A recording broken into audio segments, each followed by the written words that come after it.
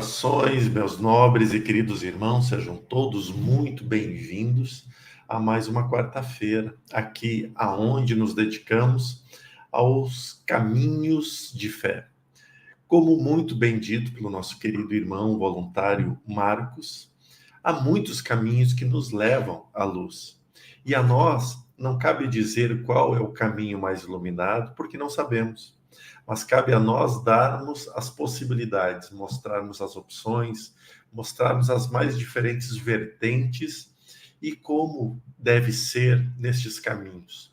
Jamais caminhos de solidão, apenas caminhos de muita alegria, de muita paz.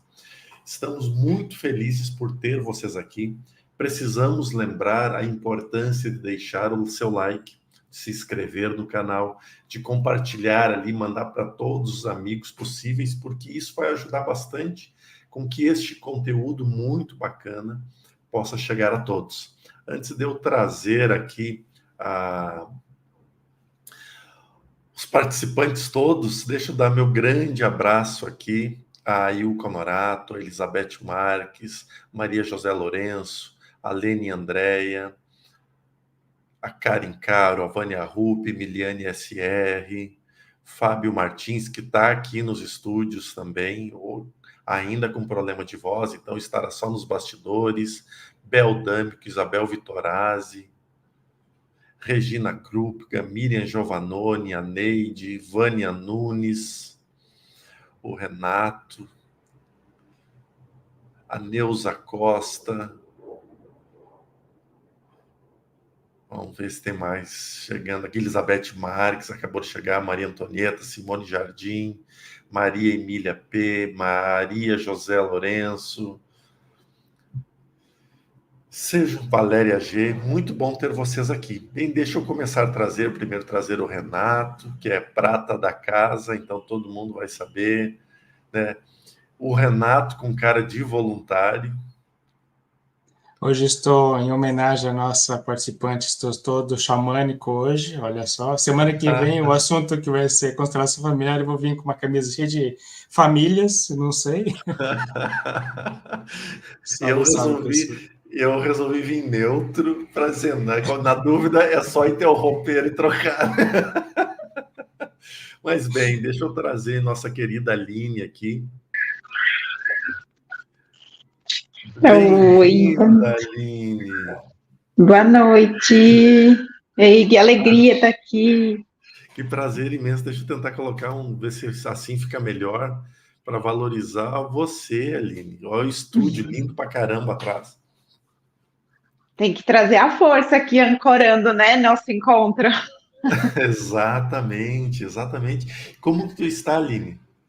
Muito bem, muito animada, muito feliz, grata pelo convite do Rê, o seu também por estar aqui.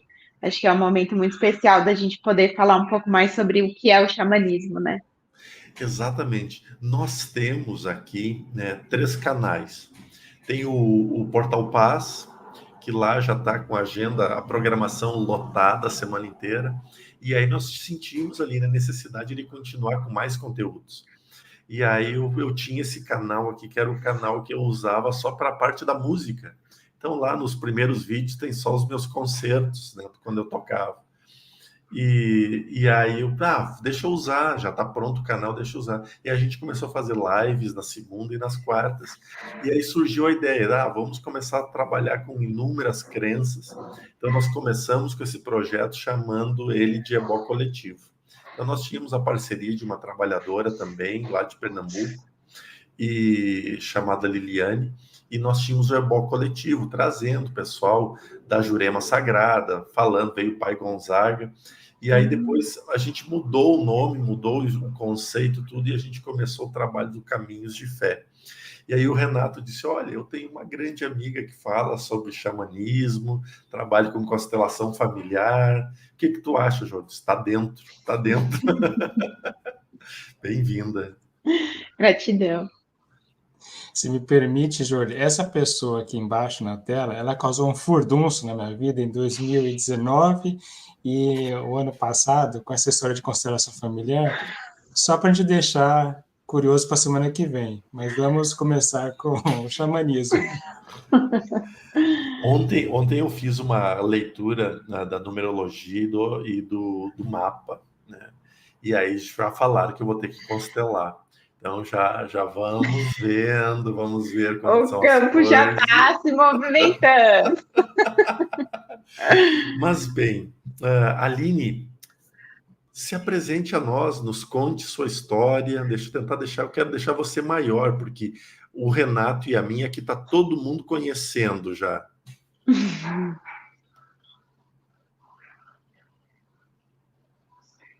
Tu sabe, Renato, como faz para deixar a Aline na tela grande? Eu não tenho a menor ideia, vamos ver.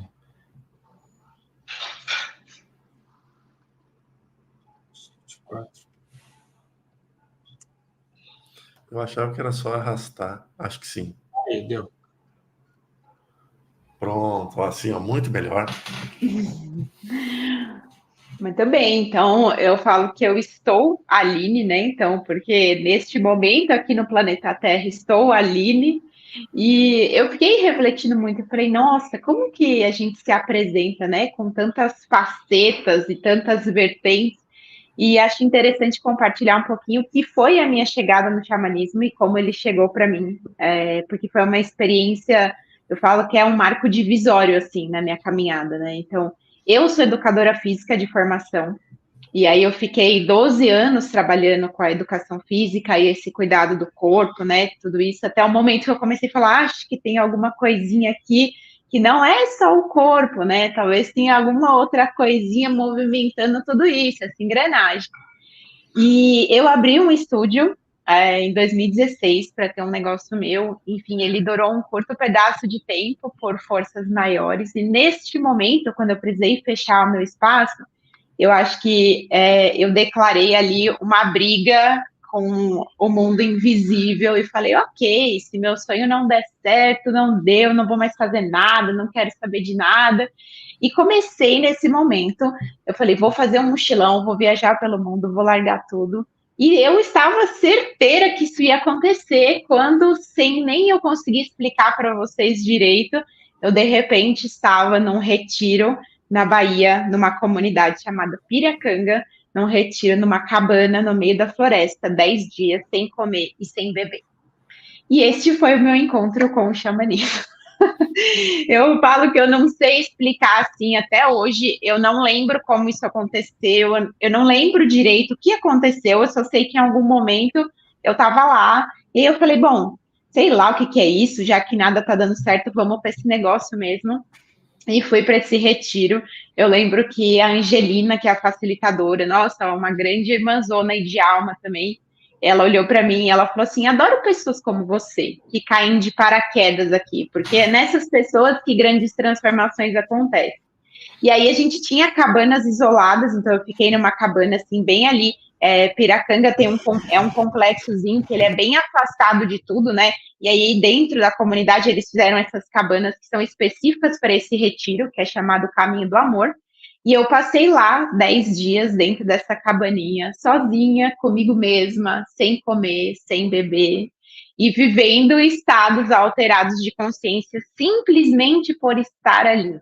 E ali, assim, né? Acho que aqui é um lugar que é possível falar esse tipo de coisa, mas os vagalumes mexiam as boquinhas conversando comigo. Eu conheci o meu animal de poder, ele se apresentou lá para mim, que é uma raposa, meu animal de poder.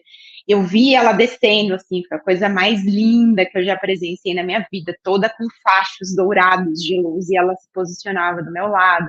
Eu tinha conversas, assim, as minhas conversas mais profundas da minha vida eram com os animais que apareciam lá no meio da cabana no dia. Eu lembro durante a noite, muitas vezes eu era acordada e eu escrevia cartas, assim, que eu nem sabia o que eu estava escrevendo. E depois, quando eu voltei, entregava para as pessoas e as pessoas me relatavam: nossa, mas era isso mesmo que eu estava vivendo. Como você sabia? Eu falei: bom, eu não sabia. Eu só acordei e eu estava escrevendo. Então, foram, assim, 10 dias muito intensos na minha vida.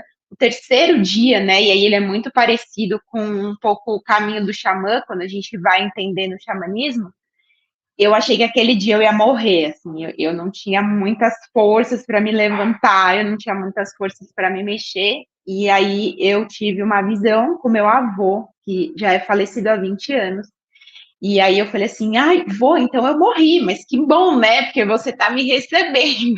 E ele falou, não, não, você não morreu, muito pelo contrário, você vai voltar, tem muita coisa para você fazer, fui eu que arquitetei tudo isso, e tô aqui cuidando de você, e te trouxe aqui, mas só quero que você saiba que não tá na sua horinha ainda não, tem muita jornada aí pela frente. E assim, eu lembro certinho, eu lembro de sentir o cheiro do meu vô, de presenciar, era um campo assim muito florido que eu apareci, né? E depois retornando desse terceiro dia para frente, a qualidade do retiro mudou bastante. Então, eu ganhei uma energia que eu acho que nem na minha melhor nutrição da vida, assim, eu nunca presenciei. Então, era uma energia que eu posso dizer mesmo de alma, sabe? Eu me sentia viva, eu não tinha cansaço, eu não tinha fome, eu não tinha sede, eu não tinha absolutamente nada, e eu só vivia processos de cura de dores minhas, explicação do motivo porque meu estúdio tinha fechado, a mudança que ia ter no meu caminho, enfim. Foram longos 10 dias, assim, de muita transformação, e eu falo que foi um marco mesmo divisório, porque foi a partir daí que, desde isso, né, que foi em 2017, então 7 anos se passaram na minha vida e eu mergulhei assim de cabeça no autoconhecimento, na espiritualidade. Foi aí que eu fui me aprofundar no xamanismo, em todos os outros cursos possíveis e imaginários de serem feitos, né? Diksha, Reiki, me formei na yoga, depois mergulhei no budismo com as práticas meditativas, astrologia, constelação familiar, e hoje estou aqui compartilhando um pouco de toda essa jornada que eu vivenciei. Então eu falo que a natureza me resgatou, sabe? De um lugar. E assim, gente, vou contar para vocês, tá? Porque minha mãe, a minha casa é um bandista. A minha mãe é um bandista desde 12 anos. E aí eu ficava assim, ai, gente, que teatro. É muito teatro isso que vocês fazem, não é possível isso daí não, imagina. E aí cai som, né? Neste momento. Então, eu falo que foi um sacode mesmo que a vida me colocou para vivenciar na pele, porque eu acho que a minha mente, né, eu sou aquariana, então eu tenho um processo mental, eu gosto da lógica, da teoria, do estudo. Eu acredito que isso por muito tempo foi o que me fez questionar esse mundo invisível, né, que eu não conseguia entender com a lógica. E aí hoje eu vejo que vivenciar isso na minha pele foi o motivo que fez eu entender o que é o invisível, porque ninguém tira de mim todas as experiências que eu vivi, né? Eu não li num livro, ninguém me contou, são coisas que estão aqui, assim, no meu coração, né? Que quando eu conto, eu lembro, quando eu falo, eu sinto. Então, passou por mim. Aí não tem como a gente duvidar mais, né? Fica difícil a gente duvidar depois de todo um processo desse. Então, meu encontro com o xamanismo foi assim, gente, dessa forma, bem tranquilinho, tá?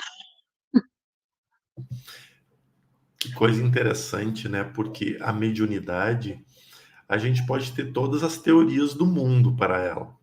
A gente pode conhecer de trás para frente, de autor X, autor Y, mas quando a gente vivencia ela, terminou a conversa. Porque não tem como a gente explicar em palavras aquilo que é sentimento, aquilo que é sentido, aquilo que é vivenciado. E aí é exatamente isso. Quando a gente vê um fenômeno mediúnico de fora, é normal a gente pensar, não, isso aqui não pode ser verdade, esse pessoal tá louco, né? O que usaram aí até nós experimentarmos e vivenciarmos aquele processo todo. Mas uma coisa eu te pergunto, Aline, tu fez muita coisa em tão pouco tempo, né? Olha, para mim parece muito tempo, gente, que eu tô assim, entendeu? Parece muito tempo. Mas não sei, depende da perspectiva, né? Já ouvi falar aí que a minha alma é bem velhinha, já, que eu só tenho a cara de menina, então, assim, acho que é muito tempo já nesse caminho. Que coisa linda. Aqui já começou, o pessoal já começou a fazer bastante perguntas em relação ao xamanismo, a tudo. Mas deixa começar assim. Qual foi o ponto, assim, quando tu chegou lá, que tu começou a se deparar com os tabus, com os preconceitos? Porque nós carregamos alguns preconceitos internos, né? E Sim. como foi tu te deparar com eles nessa nova vertente, assim? Você fala no retiro? Quando eu No comecei a me retiro, deparar com...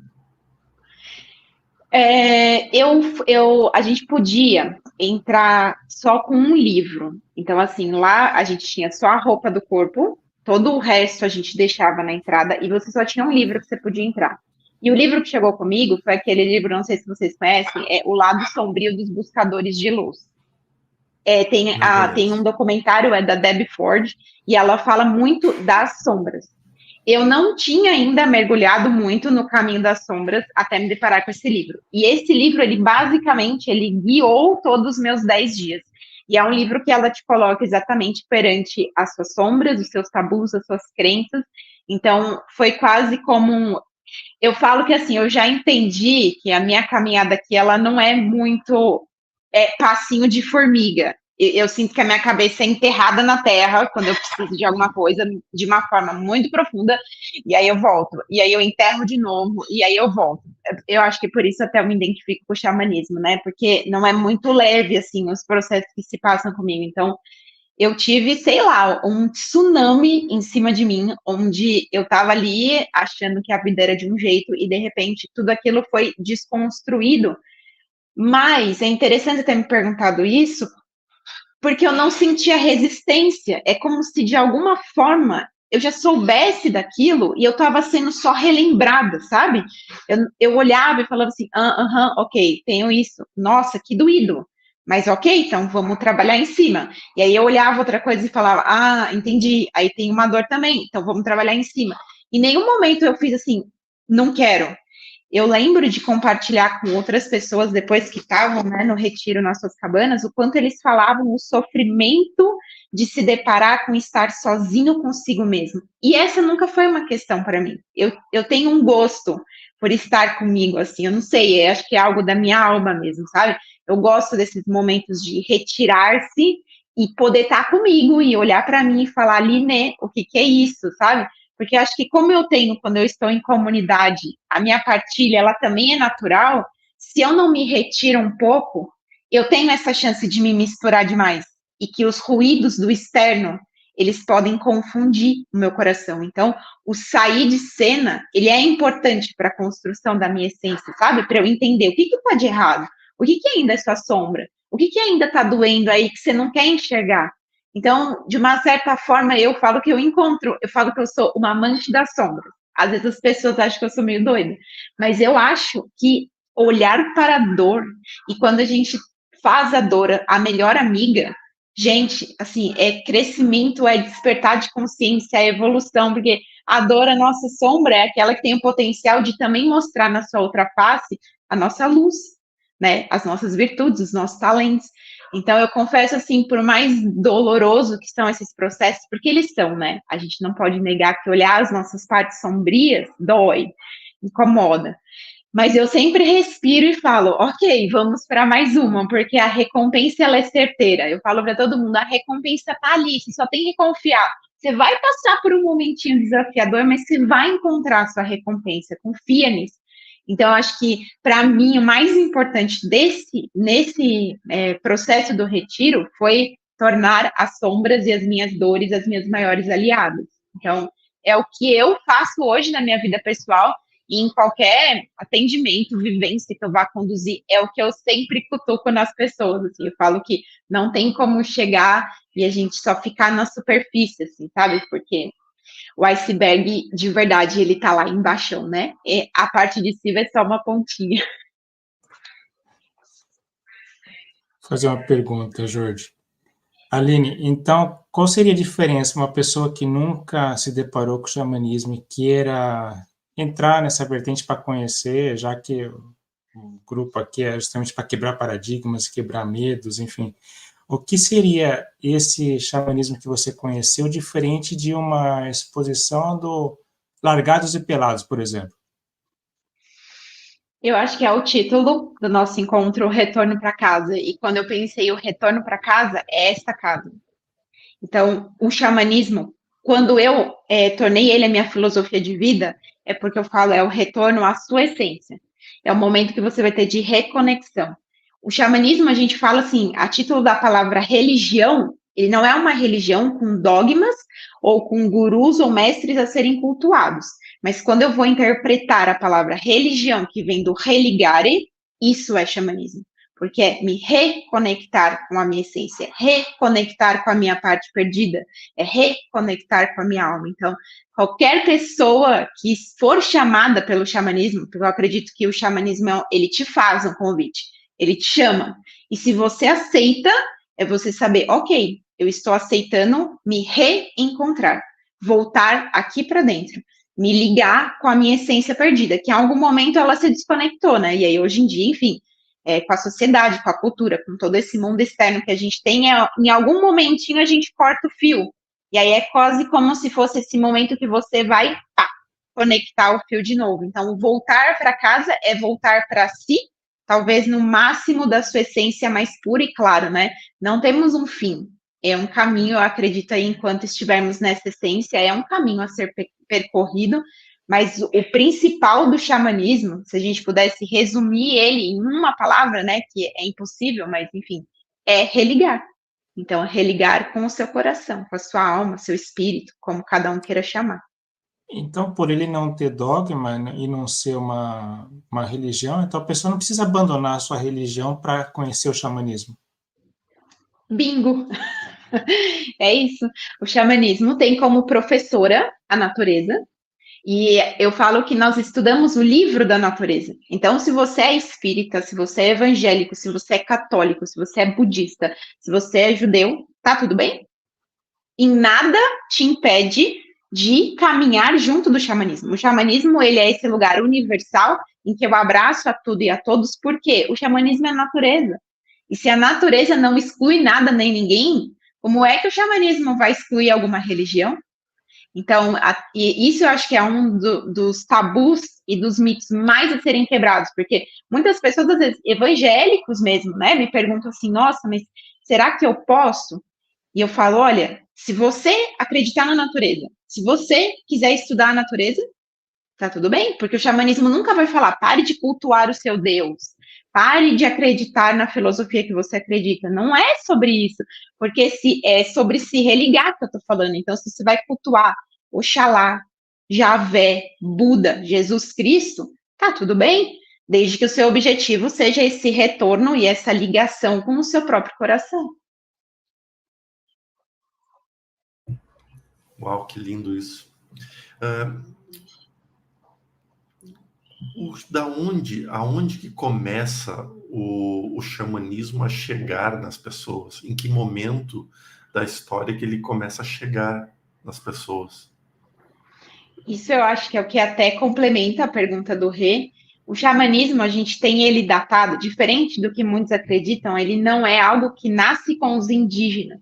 O xamanismo é datado na nossa história há 40 mil, 50 mil anos atrás. Então, a gente está falando de um legado que foi deixado para a humanidade a nível espiritual. Então, ele é um caminho filosófico e espiritual, onde os estudiosos encontraram práticas xamânicas sendo praticadas América do Norte, América do Sul, África, Europa, em todas as regiões.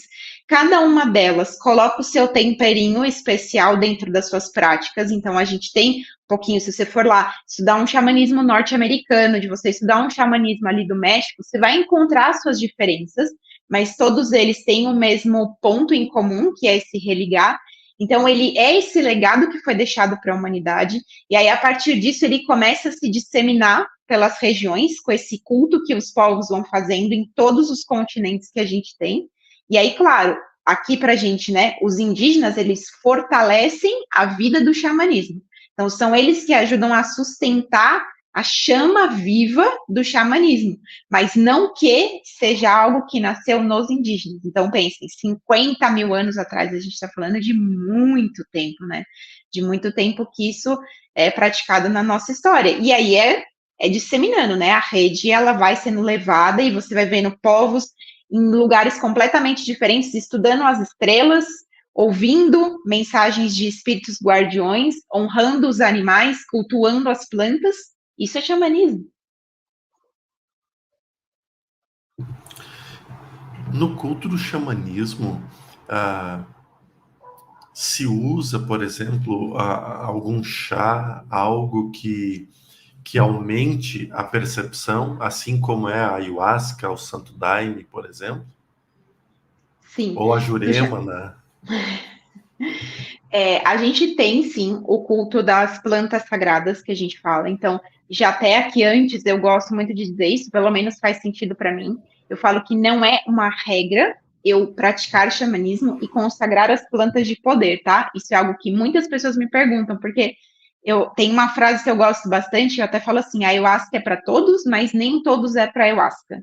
E por quê? Tem muitas pessoas que não vão ressoar com a planta de poder, que não vão ressoar em cultuar um rapé, em cultuar um cambô, em consagrar uma ayahuasca. Isso não significa que a pessoa não possa praticar o xamanismo. Então, dentro da forma como eu acredito, eu gosto de trazer isso até para não afastar ninguém de repente, né, entrar nesse caminho. Mas sim, eu, por exemplo, cultuo as plantas de poder, então consagro, tenho meu rapé aqui, consagro a ayahuasca, desde que eu entrei nesse caminho, tem a prática do cambô, tem a jurema, tem os cogumelos, né, que também tem o chá de cogumelo, e aí sim, eles são expansores de consciência, então quando eu consagro uma ayahuasca, eu tenho uma expansão de consciência, eu tenho uma conexão, sim, diferente, o véu, ele fica muito mais fino. Quando eu consagro um rapé, a mesma coisa, quando eu tenho uma vivência de cambô, a mesma coisa, mas que é legal falar que expansões de consciência a gente também consegue com jejum, que foi o que aconteceu comigo no primeiro momento, com a respiração. Então, a gente tem práticas respiratórias que também nos levam a estados de consciência. O toque do tambor, tá aqui, né? O toque do tambor também em algumas práticas, levam nós a um estado de consciência, porque é o som primordial, o toque do tambor. Então, sim, podemos consagrar as plantas de poder, não é uma obrigação, mas para quem sente, quem vai ter vontade de se aprofundar, elas estão aí para expandir mais um pouquinho também nossa consciência. Ô, Jorge, tem uma pergunta desse assunto ainda. Agora eu vou para o oposto, para o lado do extremismo. E quando a pessoa acaba achando, acreditando que ela só consegue ter contato com a espiritualidade através dessas consagrações. O mesmo acontece com na Umbanda, as pessoas acham que só vão ser ouvidas se acende uma vela. Isso acontece com todas as religiões, né? Como que o que você poderia passar para a gente sobre isso? Eu acho que esse é um tema bastante delicado. Há alguns anos atrás, principalmente, eu não sei como está isso ainda, porque confesso que eu não tenho fuçado, mas a gente teve um momento aí que a ayahuasca estava sendo vendida no Mercado Livre. Então, assim, é um assunto bastante complicado. Eu sempre, quando qualquer pessoa vem me perguntar, eu falo assim: olha, minha sugestão, não consagre por curiosidade. Não é um tipo de prática a ser feita porque eu sou curioso, né? A gente viu aí, a gente teve há uns tempos atrás, até saiu nas mídias, que foi um caso super complexo de uma pessoa que faleceu depois de um chá de ayahuasca. Então, assim, acho que a gente tem que tomar cuidado quando a gente estiver falando de plantas de poder. Sinto que a gente tem que sentir o chamado também para praticar. Tomar muito cuidado para não ser um lugar recreativo. Então, tivemos o rapé indo para as baladas, para as festas. Eu não consigo entender, gente. Eu nunca consegui entender. Eu consagro um rapé, às vezes eu não fico nem em pé. E aí eu fico pensando, como é que a pessoa consagrou o rapé e foi para uma festa? Então, e muitas pessoas que foram lá na ayahuasca até como fuga, até como um lugar de recreação. Então, deixa eu ver se eu vejo os fractais, deixa eu ver se eu vejo as geometrias sagradas coloridas, né? E aí, claro, aqui a gente acredita na lei do karma, então tudo tem sua causa e consequência. Eu acho que a gente precisa ter bastante. Eu levo as plantas de poder como um sagrado e com muita seriedade. Então, eu sempre falo: olha, você tem vontade de consagrar? Procura um lugar de confiança em que você conheça o dirigente, em que você saiba a origem da ayahuasca, de onde ela vem, porque o feitio impacta. A gente está falando de uma planta que é a chacruna, com um cipó que é o jagube. Como isso foi feito? Como esse feitio foi consagrado? Tudo isso vai impactar na sua experiência. Da onde que você compra o seu rapé? A gente está falando de cinzas de tabaco com uma árvore. Então, a gente não pode esquecer que no rapé a gente tem o problema do vício. O que eu já frequentei de rodas de rapé que as pessoas eram viciadas e o rapé virava o cafezinho, gente. Tipo assim, sabe? Depois do almoço, ao invés do cafezinho, deixa eu ir lá soprar um rapé. Acordei de manhã, em vez do café da manhã, deixa eu ir lá soprar um rapé. Isso para mim é preocupante, né? É um momento que você torna o sagrado algo muito banal. E aí o quê? Algo que é para sua expansão de consciência, que é para você olhar para as suas dores, vira o seu café de todo dia. Então algo se perde quando isso acontece. E é bastante complicado, assim. A gente ainda tem, eu falo que é as muletas, né? Você pode ter ali a muleta de achar que é só o preto velho que vai te salvar, e você vai achar que você tem a muleta do rapé, que só o rapé vai te salvar. Então, eu acho que a gente tem que ter muita seriedade quando a gente está falando de espiritualidade, em qualquer nível, de plantas de poder, e você ir realmente quando você fala, ok, quero mergulhar nas minhas dores, quero olhar o que está acontecendo aqui, que está no meu inconsciente, que eu não estou conseguindo ver com essa mente que é mais ordinária, tá? É no sentido desse nosso lugar aqui que estamos. Então, deixa eu expandir um pouco essa consciência para eu olhar. E como eu consigo fazer isso também no processo meditativo? Então, assim, claro que a gente não consegue comparar aqui, uma experiência que a Aline teve na ayahuasca de uma experiência meditativa, mas, gente, eu já tive, assim, recados surreais só meditando, só ficando ali, só me conectando, trabalhando um pouco minha respiração, tanto quanto. Então, eu acredito que e por isso que o xamanismo, ele é experiencial, muito mais do que teórico. Inclusive, as pessoas às vezes me perguntam, indica livros. Eu falo, gente, o livro é a natureza. O livro é você experimentar. O livro é você sentar lá e fazer uma meditação. É você ir lá e cuidar do seu jardim, plantar uma lavanda, plantar um manjericão. O que você sente quando você toma um banho de manjericão? O que você sente quando você toma um banho de boldo? Isso é o xamanismo. Você vai experimentar. Você medita. Como que eu chego? Em que estado de consciência? Consagro o meu rapé para quê? Eu tenho, vou consagrar o meu rapé. Aqui antes da gente vir, eu tinha uma intenção. Vou consagrar meu rapé para eu me centrar, para eu ver se eu recebo alguma mensagem que vai ser importante para partilhar com essas pessoas. Minha mente estava assim, um pouco acelerada por conta do dia, então eu precisava do rapé para um centramento. Mas talvez não amanhã de manhã. Eu só sempre faço minha meditação, não preciso do rapé. Então eu vejo muito como esse lugar da gente experimentar, ter como sagrado, muita atenção nas muletas, muita atenção para as válvulas de escape, para a gente não querer fugir, na verdade. E é o que eu sempre falo, gente, o trabalho, ele começa, por exemplo, após a sua cerimônia de ayahuasca. O seu trabalho não está durante a cerimônia de ayahuasca. Na cerimônia de ayahuasca, você recebe uma mensagem, você recebe um conteúdo, mas o que mais importa é o que você vai fazer com ele quando você sair da ayahuasca. Porque ninguém fica tomando ayahuasca 24 horas por dia, né? Imagino que aí, por exemplo, na Umbanda, eu vejo como a mesma coisa. Sair ali, receber uma mensagem, né, no terreiro, o que importa? O que eu vou fazer com aquilo ali nas minhas relações, no meu trabalho, na minha troca, no meu dia a dia. Então, o trabalho começa depois que a cerimônia termina.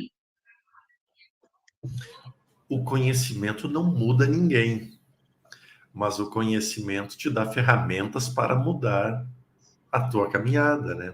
Isso é um ponto muito importante. De nada adianta a gente falar o seguinte, precisamos amar e perdoar. E estudar muito sobre amor e perdão e a gente nunca praticar o amor e o perdão. Então, o conhecimento nesse ponto, ele perde o sentido. É muito interessante isso. Obrigado, Aline. A Orgânica colocou aqui, eu não sei se eu entendi bem a pergunta dela, mas a cannabis, ela é uma planta de poder? Uhum. Quando a gente está falando, inclusive, chama Santa Maria. Então, quando a gente está falando nesse lugar da planta raiz mesmo, né, dela não misturada e depois ali o que a gente tem modificado, mas ela, como Santa Maria, também é cultuada. Às vezes as pessoas usam antes de um trabalho de iniciar a ayahuasca, cultua uma Santa Maria, que a gente fala. Às vezes tem a roda de rapé antes de você entrar na ayahuasca. Então, sim, Santa Maria pode ser cultuada. Eu fiz uma vez uma iniciação, um culto da ayahuasca. E foram com pajés lá do Acre, assim, tanto é que tinha que ter tradutor e tudo, porque eles não falavam nada, né? E de português. E foi interessante, começou com o rapé. E eu fiz tudo que tinha direito a fazer, né? Eu fui para viver exatamente a cerimônia. E aí eu lembro quando eu fiz o rapé, eu já saí da hora ali cambaleando e foi a primeira vez que eu incorporei o caboclo que me acompanha. Foi a primeira vez, primeira e única até agora. que eu fui, Uau. sentei no colchão lá para tentar recuperar, para voltar. Perdi a noção de onde estava, ele veio, acoplou e começou a bater no peito, né? E porque eles batem no peito para ativar o timo, né? Essa glândula. E aí depois sim começou o processo da limpeza. E aí teve mais à noite o chá. E foi interessante, porque chegou a geometria sagrada, as cores todas lindas. E depois eu ainda fiz o uso do colírio, que a acho que é a coisa sananga. mais dolorida que eu já fiz na vida. A sananga, é. Meu Deus do céu. A única coisa que eu não tive coragem foi o veneno, o do O cambô. sapo lá. É o Esse eu não tive cambô. coragem de fazer. Mas, bem, isso é um ponto muito interessante que eu quero chegar, porque teve um momento em que deram a nós a possibilidade de repetir os chás, né, de tomar novamente quem quisesse. Eu não queria mais, porque eu soube que o que eu fui buscar eu já tinha encontrado, né? Então ali já estava. Então eu fiquei ali apenas olhando as coisas ao redor, e o que mais me chamou a atenção foi isso que você acabou de trazer aqui. Muitas pessoas ali realmente entregues à consagração, entregues àquele momento de fé interior, porque não é cultuar uma imagem, ali é um culto interno, né, dos teus sentimentos, do teu mergulho ao teu interno, às vezes sombra, às vezes luz, né, que mescla muito. Uma hora tu tá lá no fundo, uma hora tu tá lá no alto. E eu percebi que muitos foram ali para o efeito vício. Né? E isso é uma das coisas que, infelizmente, com a clarividência a gente não consegue isolar. Então, tu começa a ver os espíritos que se aproximavam em torno da fogueira, né? A maneira que eles conduziam a fumar Santa Maria o tempo todo. Você apagava um, acendia outro. Não tinha mais culto, era o vício, né? Mas também deu para ver muitos caboclos mesmo, ali acoplando em muitos médios e fazendo muitas limpezas ali. Então, essas são as coisas que, infelizmente, nós percebemos nestes meios. E a gente precisa falar sobre isso, né, Aline? Porque a visão que fica muitas vezes é as pessoas dizer, um bando de drogado que vai lá, se reúne para fazer um monte de coisa. Em todo lugar vão ter pessoas boas e pessoas sem propósitos.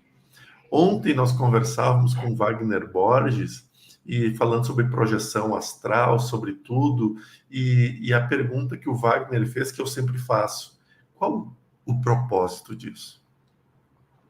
Você está buscando alguma coisa, nós estamos buscando agora conhecer sobre o xamanismo.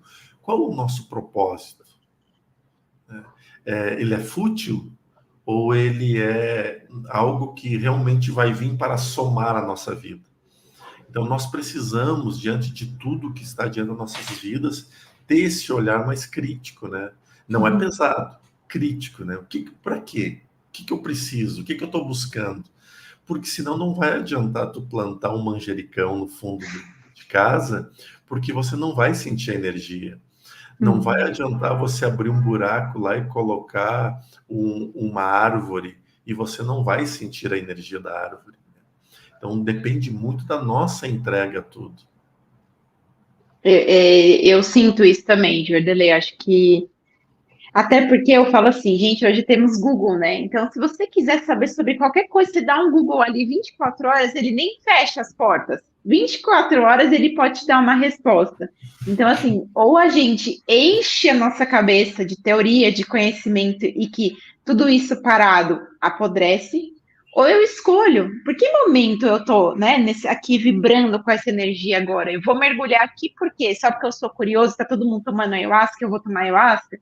Que teve um momento. Agora eu senti que deu um pouco uma melhorada, assim, mas um pouquinho antes da pandemia, tava muito nisso, assim, olha, tá todo mundo tomando ayahuasca, vamos lá tomar ayahuasca? Eu pensava assim, gente, vocês estão indo, tipo assim, no bar, né? Vamos lá tomar um açaí, gente, todo mundo. E claro, assim, a gente tenta de um lugar, assim, não julgar, mas hoje eu falo assim, hoje, como eu fiz uma escolha de compartilhar sobre o xamanismo, eu também me sinto na responsabilidade de quando uma pessoa me pergunta, eu falo assim, olha, minimamente, confere antes aqui com o seu coração, se isso realmente tem um propósito, que você quer mergulhar nas suas dores, que você quer mergulhar no seu inconsciente, ou se você só está indo porque os amigos vão. E eu lembro que uma vez eu fiz uma formação de Sagrado Feminino em Alto Paraíso, e também a moça que dirigia, né, ela fez assim, se a gente não tomar cuidado, a natureza vai tirar da gente também. Então, as plantas de poder a natureza nos deu para nos ajudar nesse caminho da expansão, só que se a gente ficar distorcendo muito, ela também vai tirar.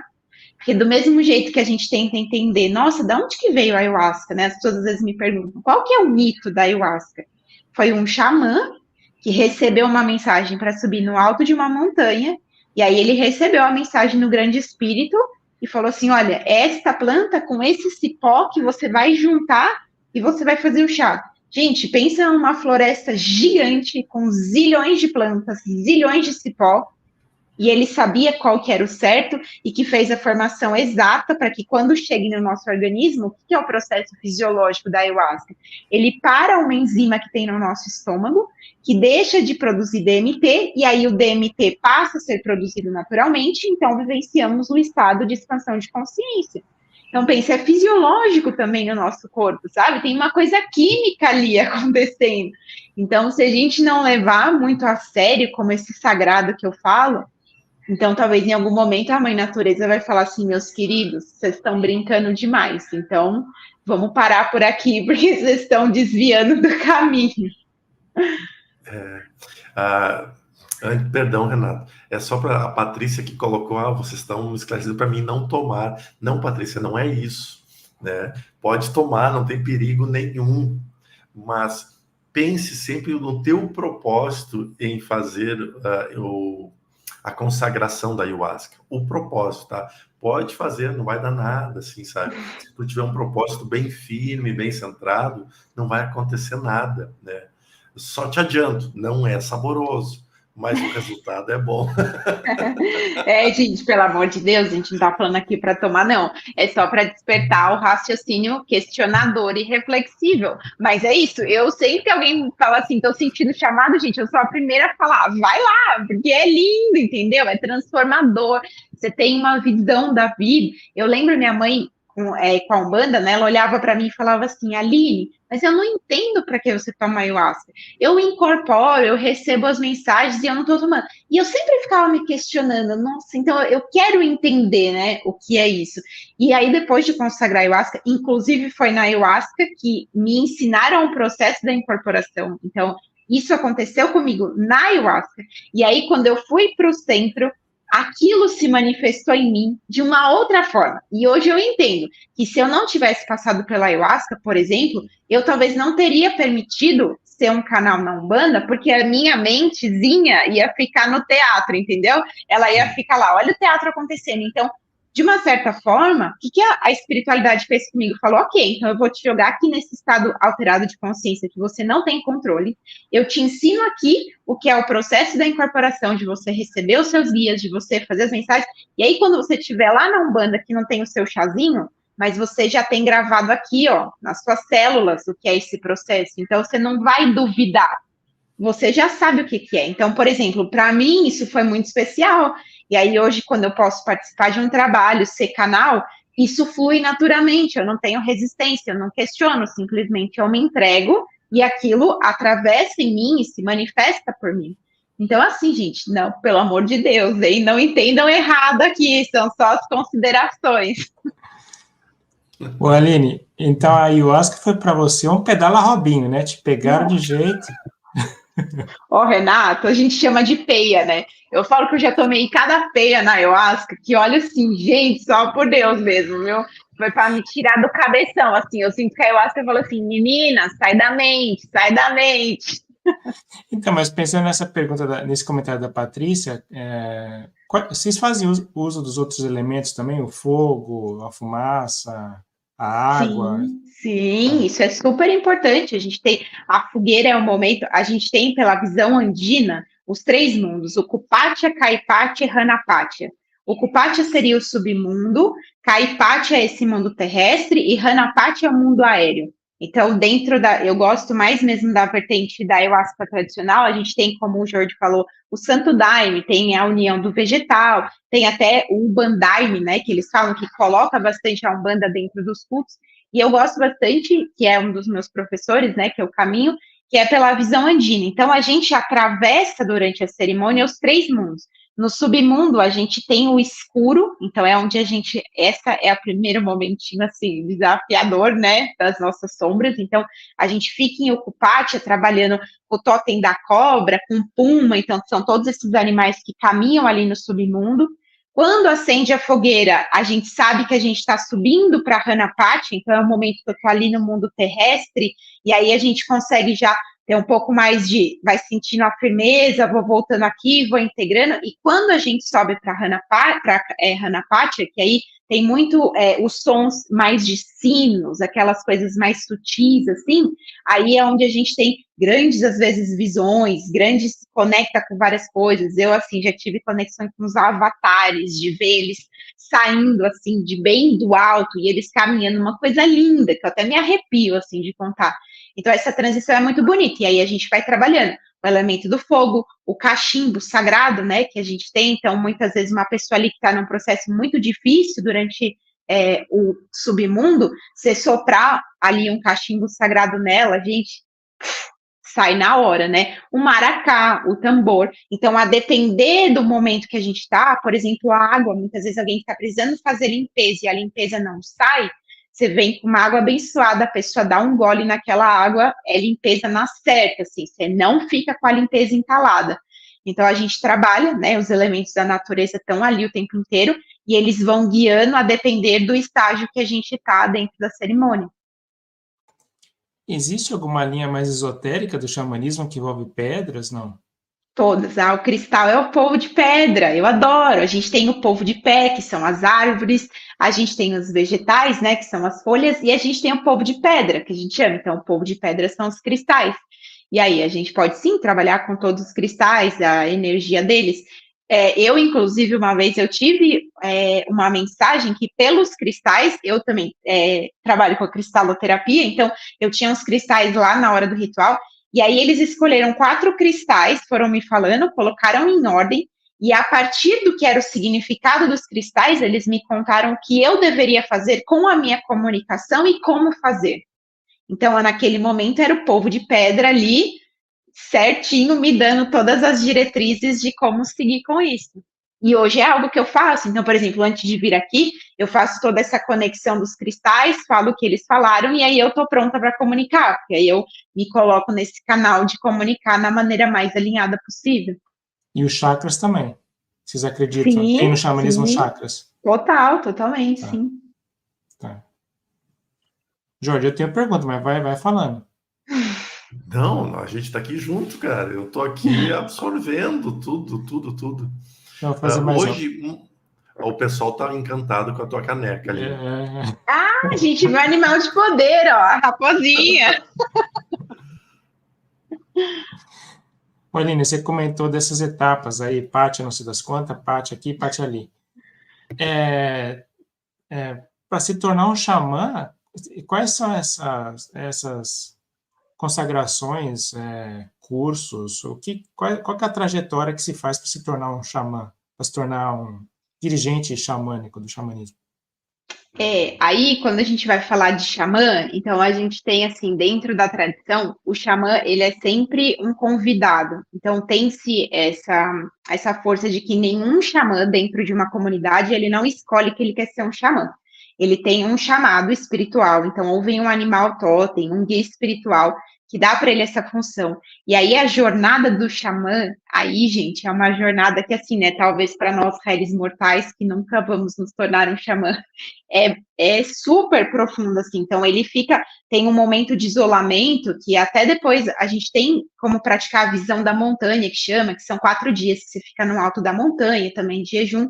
Mas, enfim, o xamã, ele passa, o que a gente faz, talvez, durante essa existência inteira, trabalhando as nossas dificuldades, o xamã, ele tem um curto espaço de tempo, que ele tem que olhar para todas as dores dele, por isso ele é considerado o curador curado. Então, ele olha para tudo, ele vai no fundo do poço, por exemplo, as práticas de enterrar. O xamã vive a prática de enterrar, ele é enterrado mesmo, literalmente. Ele tem que passar um dia, uma noite inteira ali enterrado. Tem essa coisa que ele é jogado no meio da floresta e ele fica lá não sei quantos dias, passa por diversas iniciações, porque acredita-se que o xamã é aquele que, quando você se apresenta para ele, o que ele tem de poder é despertar em você o seu poder autocurador, mas por quê? Porque ele já se curou. Então, esse é o caminho do xamã. É toda a cura que ele mesmo passa, quando ele entra em estados alterados de consciência, ele tem essa capacidade de despertar o seu poder autocurado. E aqui eu acho que é onde fica também a reflexão, onde a gente não tem mestres a serem adorados ou gurus que vão nos salvar. Não é esse o intuito do xamanismo. Quando você chegar no xamã, ele não vai trilhar o caminho para você. Ele pode te apontar o caminho, mas ele vai falar, agora vai. Porque quem tem que fazer a jornada é você mesmo. Então é por isso que ele tem esse papel de despertar o seu poder de se autocurar. Então, é um caminho, assim, muito iniciático, né? Uma coisa que está para além da gente fazer um curso ou qualquer coisinha. É uma vivência mesmo, assim, bem tradicional, bem originária ali na floresta de ritos de passagem e que ele foi chamado a isso. Ele não falou, oi, quero ser xamã dessa comunidade. Ah, que interessante. Deixa eu fazer uma pergunta aqui para a gente não fugir muito do assunto anterior, depois a gente volta. A Miriam Giovannoni pergunta o seguinte: até que ponto uma substância alucinógena leva verdadeiramente uma aproximação com o todo? Isso não poderia ser apenas uma alucinação? Outra droga que não seja a ayahuasca não teria o mesmo efeito? Grato. Eu vou fazer uma brincadeira aqui, Miriam. Eu vou falar que a alucinação é esse mundo aqui que a gente está vivendo. Quando a gente ganha um estado alterado de consciência, aí que a gente verdadeiramente entende a realidade. Mas, enfim, brincadeiras à parte, eu acredito muito assim, quando a gente tem uma expansão de consciência, a gente tem a oportunidade de ver a vida e de nos ver do alto do coqueiro. Então, eu falo que quando a gente está aqui, nessa realidade do dia a dia, a gente está vendo a vida ali do primeiro andar da sua casa, né? Então, é uma realidade muito limitada. A gente ainda acredita que tem um culpado, que existe uma vítima, que a gente fez o bem ou que a gente fez o mal. E quando a gente tem essa possibilidade de expansão, é como se a gente sobe lá no alto do coqueiro. A gente tem a possibilidade de ver nossa vida lá do alto e fala assim, opa, eu acho que não é bem assim que as coisas funcionam, porque essa mente pensante, né, que eu falo que é a mente egóica, é esse nosso lugar que está o tempo inteiro, ou no passado, ou no futuro, quando você entra numa experiência dessa, é como se isso desse uma silenciada. E aí você se escuta de um outro lugar. Você se escuta de um lugar que você não está pensando. Porque quando você está ali na ayahuasca ou qualquer outra experiência, você não fala assim, hoje eu vou trabalhar a raiva que eu tenho do meu amiguinho da escola. Você não decide isso. Isso simplesmente floresce, isso simplesmente vem para a superfície. Às vezes você está ali num processo e vem o seu coleguinha lá da quinta série que você nem imaginava. E aí, num processo desse, você percebe que às vezes uma dor, um trauma que você tem até hoje, estava colado ali naquela raiz, e através dessa manifestação você tem a possibilidade de olhar. E na nossa mente aqui do dia a dia, que é mais essa mente dos gremlins, né? Eu falo que são as vozinhas que a gente tem, não deixa a gente ter essa expansão. Eu estou sempre no processo de julgar, ou no processo de culpar, ou eu estou na vítima. É difícil o processo da gente se autorresponsabilizar. Então, qualquer que seja, né, uma planta sagrada que nos traz para essa expansão de consciência, eu vejo dessa forma. A mente silencia um pouquinho e aí a gente tem a oportunidade de ver nossa vida com outros olhos. Mas é a maneira como eu vejo. Então, perfeito.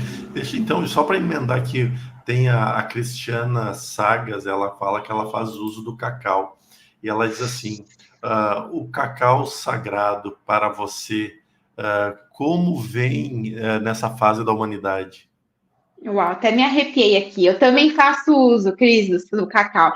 Ele é, inclusive, um rito que a gente pode fazer com mais frequência, que dá para você fazer dentro de casa, né? Que ele é seguro nesse nível de não precisar estar com um dirigente, alguém facilitando. E Ish Cacau, que é a deusa do cacau, ela, eu vejo muito, olha, nossa, estou inteira arrepiada.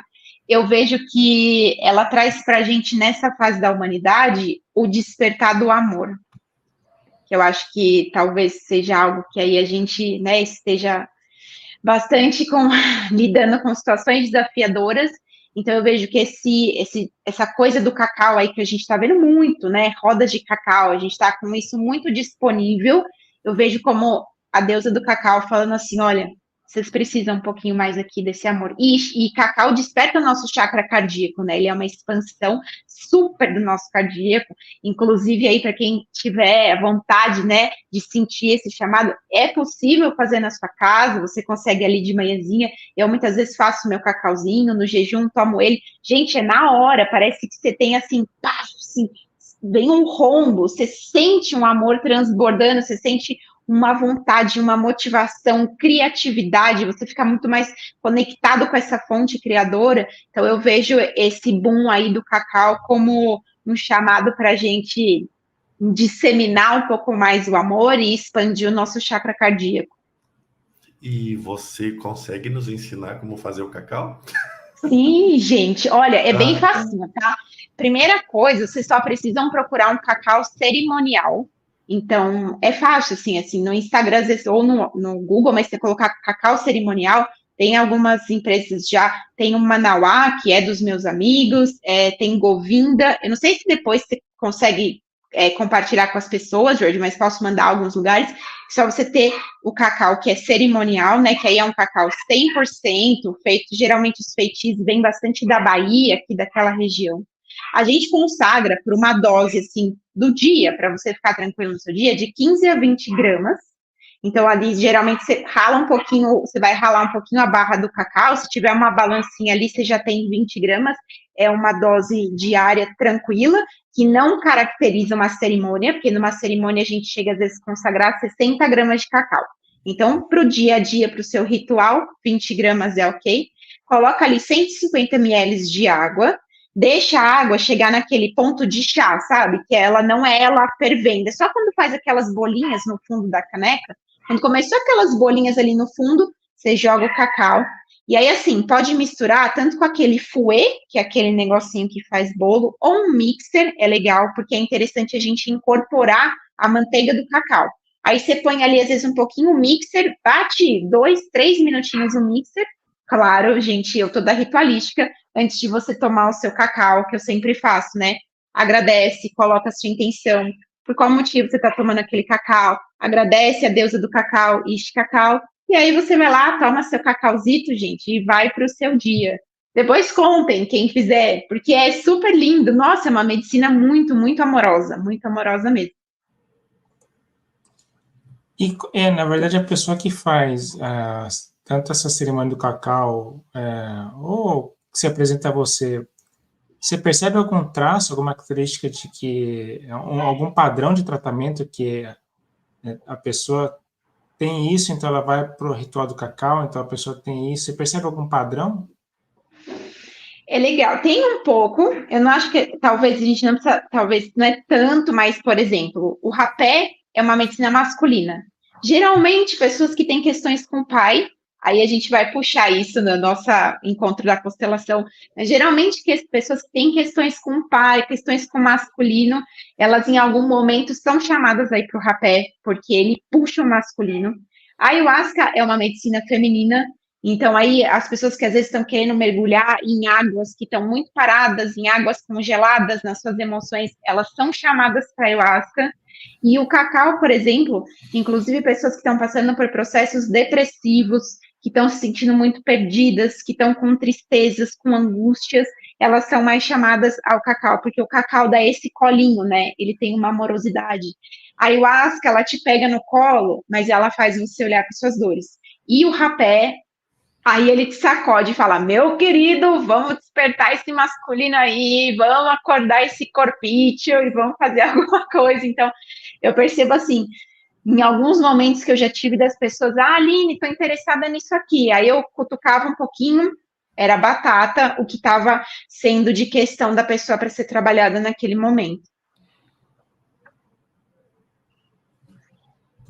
Ou seja, misturar ayahuasca com a pombagira, hein, Jordi? Daí que a gente arregaça o lado feminino nosso. Rapé e um charutão, quero ver também. Rapé e Exu, olha. Meu Deus do céu. Aline, prazer imenso, imenso mesmo te conhecer.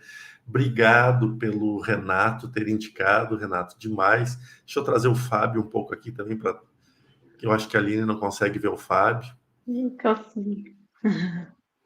Né? E nosso time aqui sempre pronto, tem os trabalhadores todos que estão aqui no chat, deixando, auxiliando sempre.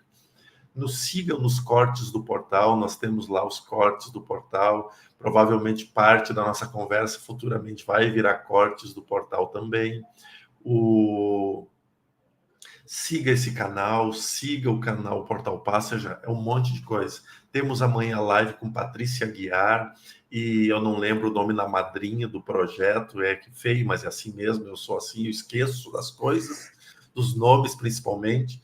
E na semana que vem, e já lembrando, não esqueçam que nós tivemos uma live muito linda semana passada com a Mona Lisa Andrade, que ela faz cartas ciganas. E ela está aqui. Chamem ela no Instagram, foi bacana demais. E na outra semana estaremos novamente na quinta-feira com Mona Lisa, agora falando menos e botando mais respostas em cartas. Então assim a gente vai fazendo. Está com dúvida, chame. Agora vocês têm o contato aqui, ficou o tempo todo o contato da Aline. Entre em contato com ela, entre em contato conosco. Esse movimento que é muito importante nisso.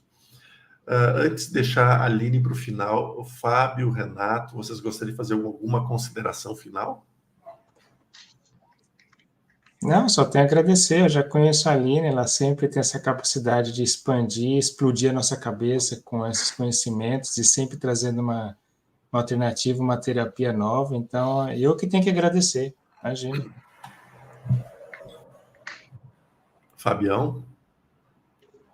Eu quero ouvir tua voz, Fábio. Estava quietinho nos bastidores e só economizando a voz, que ainda estou curando uma gripe aí das bravas, mas Aline, prazer aí te conhecer também, e a live foi incrível, né? O pessoal está elogiando bastante aqui no chat e sempre fica esse gostinho de quero mais, né? Então, como o Jorge falou, vai ser sempre bem-vindo aqui no portal, aqui no canal do Jordelê, e onde a gente pudesse se encontrar vai ser sempre muito bacana, muito especial. E já fiquei com vontade de fazer o Temascal. Vou atrás. Um abração, pessoal. Aline, consideração final, Aline? Eu agradeço muito, gente, muito o convite do Renato, a abertura do Fábio, do Jordi por estar aqui. Eu falo que assim, eu posso estar aqui compartilhando tudo que eu tenho, mas saibam que vocês fazem parte da minha cura. Então, estar aqui para mim também é uma cura. Acredito muito que é esse caminho de mão dupla. Então, sou eu dando, mas com certeza sou eu recebendo muito mais pela oportunidade de estar aqui, também trabalhando que a vida fica me colocando como missão, e às vezes eu fico dando uma fugidinha, assim, né, gente, que a gente faz isso. Então, saibam que todos que estão aqui fizeram as suas perguntas, partilharam, enfim, essa egrégora que a gente cria, né, no mundo invisível, ela é uma cura para mim. Então, eu agradeço muito mesmo a oportunidade e que seja um caminho aí das nossas teias, né, se traçando, enfim, enquanto estivermos aí a serviço da vida, a gente está compartilhando aquilo que tem dentro da gente. Muito obrigado, que Deus ilumine e abençoe vocês. Nos vemos em breve.